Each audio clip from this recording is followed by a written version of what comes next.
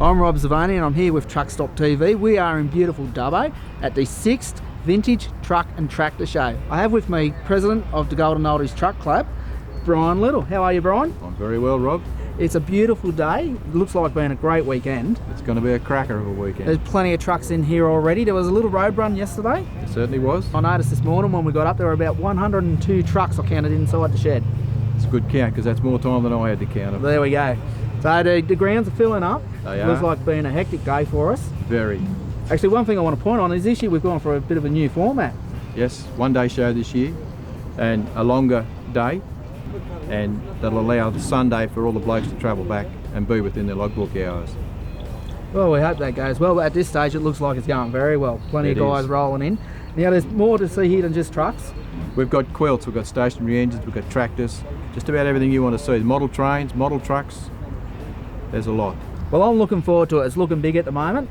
So let's get out there, enjoy ourselves. Try not to get run off our feet too much. Let's hook in and go hard.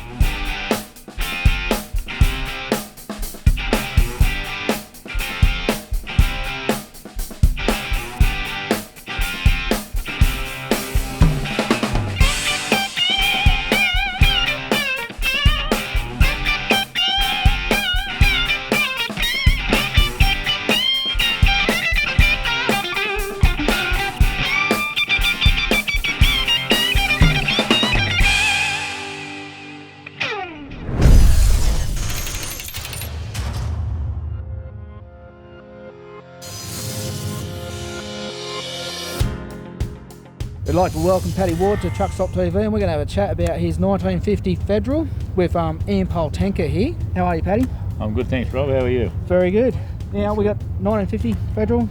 Yeah, it's a 1950 Federal Styleliner. It's powered by a Continental 427 cubic inch motor with a 5-speed full gearbox and a 2-speed Rockwell rear end with a single axle tanker, which is 10,000 litres, about 3,300 gallons back when that tanker was used. That's on the fuel game. And being a BP distributor for just about 35 years, we decided to get into the game, and we found the Ampol truck. Ampol had 26 of those trucks, and they're all powered by the same engine, and they later repowered some of them with Cummins engines, and so that's what it was back in the 50s. So we got her up. It finished up being a Caldex tanker, but the truck originally was an Ampol truck, and we had to make one truck out of 2.5 trucks, and anyhow we got it all together, and it's come up really good. We're very pleased with it. That's it. You were saying out of 2.5 trucks, one of those being a palm olive tanker as well. Yeah, the other truck we got was a palm olive Colgate. It had palm olive over where the Ampol is. Had a cake of soap on one door and a tube of toothpaste on the other door, and we hummed and hawed which way to go. And I thought, being in the fuel industry, we'd go the Ampol way. And Ampol being taken over by Caldex, I ring Caldex, and they were very good. They give me all the numbers for the paint colours, and that's how we went there. So it came up very good. We've had it about 12 years now, and it's been on the road about 9 years. So we sort of bit off a little bit more than we could chew, but we got through it. We're here with Wayne, and he's brought along the 1947 Albion double-decker bus, affectionately known as Albert. Now, Wayne, you know a fair bit about this bus. It's not yours. Sort of. You No. better tell us a bit about it. It belongs to now Neville Owen, from a tiny town in the outback New South Wales called Albert, and it's a 1968 Albion 9.9 litre Albion 6-cylinder diesel. And this bus has got more history than the Endeavour, I think. It's been around the world. You got a lot of miles under a belt. It Not has. all driven either. No, exactly. Well, what it was, it ran around Sydney from 1947 till 1968. Then the person called Andy Stewart bought it at the government auctions. I think he paid about $400 for it in 1968, and then it went on its first trip to London, and it took 132 days, and with 12 passengers on board. So it's got a bit of history. It's done a fair bit of touring around Europe, virtually around the world. Yeah, well actually, what it's done after their first trip to London, it come back to Australia, went back again, but it's done 4 trips from London back to Sydney, or Perth and then Sydney sort of thing. And then it did something like 14 trips from London to Calcutta in India. So it's got a bit of history. It's had a few rebuilds to get it across that distance though, hasn't it? Yeah, well, what happened was Andy Stewart that originally did the first tours and that with it, it went missing for 30 years, and he found it again 30 years later, and it was sitting in some hippies and that were living in it apparently. And what he did was he restored it.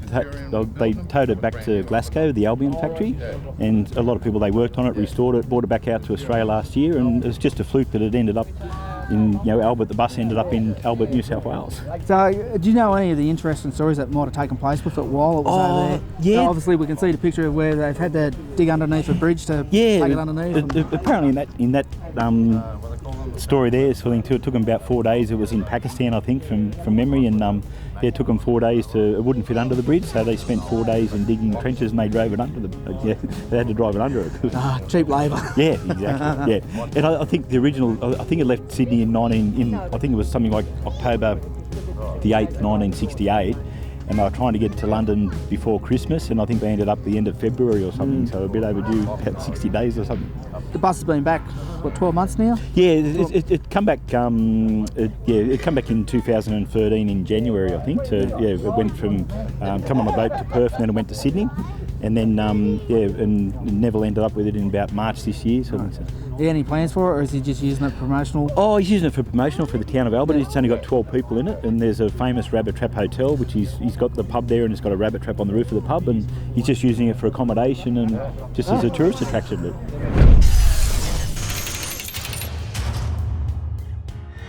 We're here with Jimmy Dean in the 64 Peterbilt.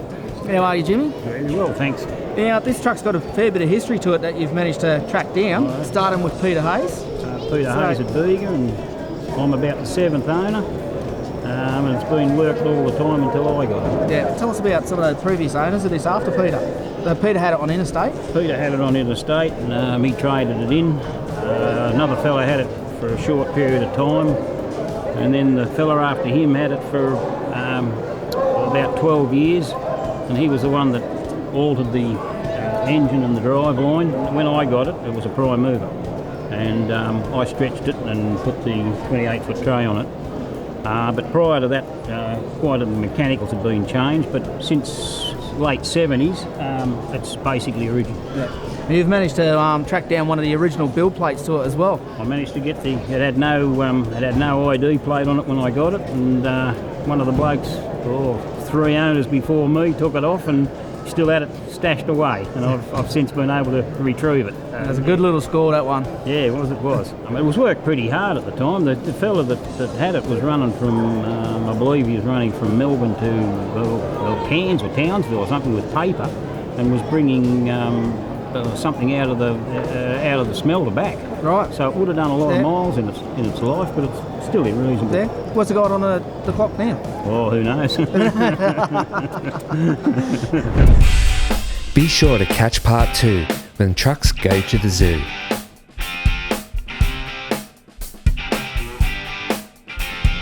Thank you for watching Truckstop TV. Please remember to subscribe and see you at the next Truckstop.